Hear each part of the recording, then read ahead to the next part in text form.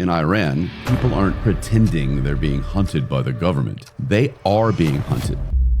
Women being arrested for showing a few inches of her fucking hair. People being jailed for singing, dancing, or holding hands in public.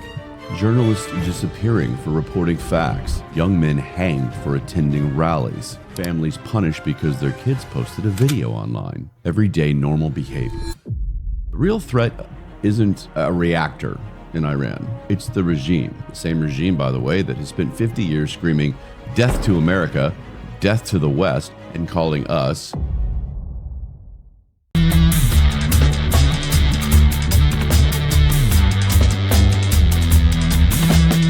Welcome to Stay in the Fray podcast. I'm your host, Ryan. This is where headlines get hit hard, hypocrisy gets shredded, and the absurd are laughed at. If you want comfort, this isn't your place.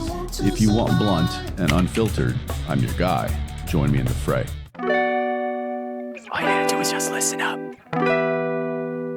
All right, hey guys, let's hit on Iran real quick on this topic. It's not even about Iran, sadly, which it should be, but it's about these continued protests. I don't understand it. There's another one, something else supposed to happen today because of the ice off. Why do you want to protest like this these days? What's the deal? I know some of you are getting paid to protest. You've admitted that. It's been documented clearly on video. I guess it's kind of a side hustle now, if you will. Grab a sign and clock in, scream, collect your moral outrage stipend. But honestly, the people who show up just for good old virtue signaling, not getting paid, they're just as bad, if not worse. I don't know what they think they're going to accomplish. Meanwhile, beyond that, the real world continues happening. While Americans are marching, chanting, camping, blocking highway, and acting like every disagreement is a civil rights movement, there's an entire population right now across the world actively and actually fighting for their lives. Here's the part nobody seems to notice. In Iran, people aren't pretending they're being hunted by the government. They are being hunted. They aren't yelling about authoritarianism because immigration law is being enforced. By the way, like everywhere else in the world. They're running from a regime that arrests, tortures, shoots, and executes them for wanting the most basic form of freedom. Somehow, the same people who swear the U.S. is a dystopian nightmare go silent when confronted with the reality of a government that truly kills its citizens. A chunk of this country has lost its collective fucking minds. You are robots, programmed to fit whatever narrative makes you feel righteous this week. I'm not delivering the news. I'm not a newsman. I'll give you what you need to know, the basics, in order to be caught up, and that's about it. It is commentary. It is reaction to the reactions. This is me asking why outrage is selective and why silence is suddenly fashionable. So join me. This is Stay in the Fray podcast. Let's roll. So here's what sparked all this. In case you blinked, like I said, I'll give you a little bit of the news here. Iran erupted again. A new wave of protests exploded after yet another brutal crackdown. Same pattern, different year. The regime started tightening the screws again on the most basic parts of life. We're talking women being arrested for showing a few inches of her fucking hair. People being jailed for singing, dancing, or holding hands in public. Journalists disappearing for reporting facts. Young men hanged for attending rallies. Families punished because their kids posted a video online. Everyday normal behavior. The stuff that we here in America do without thinking, criminalized by force.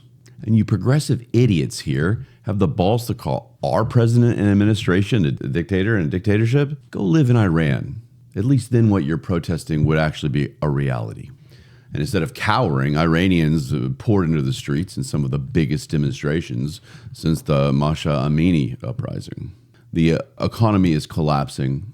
Corruption is everywhere. The morality police are back in full swing. People have hit the point where fear stops working. Crowds demanded change, and the regime answered the only way it knows how. Violence, arrests, bullets. That's why Iran is suddenly back on your radar. Not because the world finally woke up, but because the Iranian people reached their breaking point yet again. Let's clear something up right away. Trump absolutely bombed Iranian nuclear facilities. Not symbolic pressure, not a slap on the wrist. He hit real sites, real infrastructure, and sent a message that the regime's untouchable nuclear program wasn't untouchable at all. That mattered. It slowed them down. It exposed their vulnerability. It reminded the world that force can work when diplomacy is nothing but theater. Here's the uncomfortable truth, however. Blowing up facilities does not blow up the ideology behind them. It doesn't dismantle a theocracy. It doesn't erase a dictatorship. It doesn't magically turn a brutal regime into a decent government. Iran lost buildings, lost equipment. Iran lost time, but they didn't lose their appetite for crushing their own people. Because the real threat isn't a reactor in Iran. It's the regime. The same regime, by the way, that has spent 50 years screaming death to America, death to the West, and calling us, and all of you little campus protesters, infidels. And that's what so many Americans don't seem to understand. They talk like the U.S. government is out here hunting people, when all it's doing is enforcing basic law. You can disagree and say that they're doing more all you want, but it's not the case. Meanwhile, in Iran, the government is literally killing protesters, dragging them away in vans, beating women in the streets, executing dissidents, shooting crowds with live rounds. That's not metaphor. That's not Twitter hyperbole. That is the reality Iranians are waking up to every day right now. So if you're going to scream about fascism, maybe start by recognizing the actual thing. But again, silence. Silence from the same voices that never miss a chance to play revolutionary cosplay on American soil. Silence from the people who melt down over police questioning someone here, but shrug over police executing someone there. Silence from activists who think posting a black square is bravery, but have nothing to say when real courage gets real people killed. It is amazing how quickly moral outrage dries up when the oppressor isn't Western, white, or convenient. So let's really expose the game, shall we? I've watched cities in this country, the United States, basically shut down for Palestine. Highways blocked, airports stormed, campuses taken over, kids chaining themselves to buildings like they're in Les Mis. Some of the biggest, loudest, most dramatic demonstrations we've ever seen. And again, fine. You people are free to care about whatever you want, even if your reasons are bullshit. It is your right. But if those same protesters claim to stand for human rights, where the hell are they for the people of Iran? Where are the marches?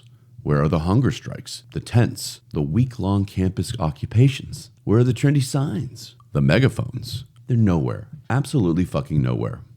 You know who shows up for the Iranian people? Iranians. That's it. Meanwhile, in the U.S., the same crowd who throws themselves onto the ground for cameras suddenly can't be bothered. Not a whisper, not a chant, not even a lazy repost on Instagram. Its silence is so loud, it is embarrassing. These are the same people who will flood the streets for criminals like George Floyd and even gather for a woman who died trying to mow down a federal law enforcement officer. But they can't spare a single march for truly innocent victims. Blake and Riley, or Irina Zarutska on the train. Why? Because those tragedies don't check the right boxes. The boxes being checked are the criminals. It tells you all exactly what's going on. A lot of the people screaming here in our country aren't activists. They're performers, and some are paid. They react to whatever narrative feels edgy, rebellious. They flood the streets when it makes them feel bold and vanish when the victims don't fit their moral cosplay. They'll chant from the river to the sea all day long, but they won't say a single word about women being beaten to death for showing too much skin. They'll cry about U.S. fascism while actual fascists in Tehran put bullets into crowds. They'll scream that immigration enforcement here is genocide, while real genocide-level brutality overseas doesn't move them an inch. It is selective morality.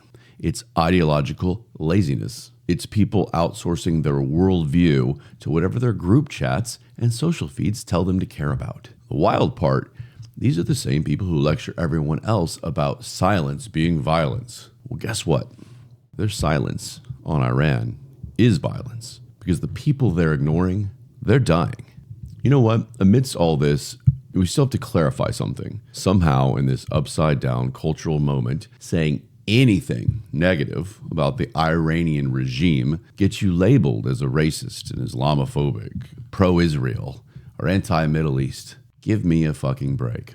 Do you know what's actually racist? Acting like Iranian people are their government, as if millions of innocent people want to be ruled by a bunch of theocratic psychos, as if their suffering doesn't count because it's over there and it doesn't fit the script. Criticizing a government that tortures and murders its own citizens is not racism at all. It's basic human decency. If anything, the people who refuse to criticize that regime, the people who stay silent, they're the ones dehumanizing Iranians. They're treating an entire population like collateral damage to protect their precious political narratives. Let me be crystal clear. You can despise the Iranian regime precisely because you care about the Iranian people. You can support their freedom. You can want them alive. You can want their daughters to not be beaten for showing hair. You can want their sons to not be executed for attending a protest. You can want families to not be dragged out of their homes for social media posts. I'm also looking at you, UK. None of that is racist. None of that is hateful. None of that makes you some imperialist colonizer or whatever buzzwords the left is recycling this week about our own country over here. It makes you normal, functioning human being. Honestly, if you can't distinguish between criticizing a murderous theocracy and hating an entire ethnicity, that's a you problem. That's brain rot problem. That's what happens when you've been trained to shout slogans instead of think. Because here's the reality. The Iranian people are fighting for the same things American citizens take for granted every second of the day. Free speech, basic dignity, personal safety, the right to live without fear. And the very people who are screaming about oppression in the U.S. can't bring themselves to acknowledge real oppression when it's not politically convenient. It is disgusting and cowardly. And it's one more example showing that a big part of this country doesn't actually stand for human rights. They stand for narrative rights. If it fits the script, they care. If it doesn't, ghost town. So I'll leave you with this because it's something I've been noticing more and more lately. Actions matter, but reactions tell you who people really are, what people rush to protest, what they ignore, what gets wall-to-wall coverage, what gets buried, who gets turned into a symbol, and who gets forgotten. That pattern tells the real story. Because when people can mobilize overnight for one cause, but stay completely silent while innocent people are being hunted, beaten, jailed, and executed, that's not ignorance, that's a choice. Don't get me wrong, the people of Iran don't need Western activists screaming slogans for clout. That won't do shit for them. It doesn't do shit for any of the other nonsense either. They don't need cosplay revolutionaries blocking traffic in cities that already have freedom. They need something much simpler and much rarer. They need honesty, courage, and the world to admit what's actually happening there. The saddest part, the loudest voices here love to talk about oppression, but only when it costs them nothing. Meanwhile, real courage looks like Iranian citizens stepping into the streets knowing full well they may not come home. That is not performance. That is conviction. So no, this episode isn't about telling you to pick sides about anything. It's about why people react the way they do and why the silence is starting to say more than the shouting ever did. Pay attention to what gets amplified. Pay attention to what gets ignored. That's where the truth hides. So let's keep growing the team. Spread the word. At this point, it really is about just the actions of these people. They happen to be on the left. People give me a hard time. You're all over the left. You're so mad. You're out of the woke. That's where this is coming from. You know, if you want to talk about some issues on the right, I'll talk about that too. But nothing like this. So like and subscribe and do all those things. Spread it around. Let's grow. Hit the bell. All the things. You know, I hate to ask. It helps more than you know. So I'll see you guys on the next one. Stay sharp. Stay aware. Stay loud where it matters. Stay in the fray. Love you guys. All you gotta do is just listen up.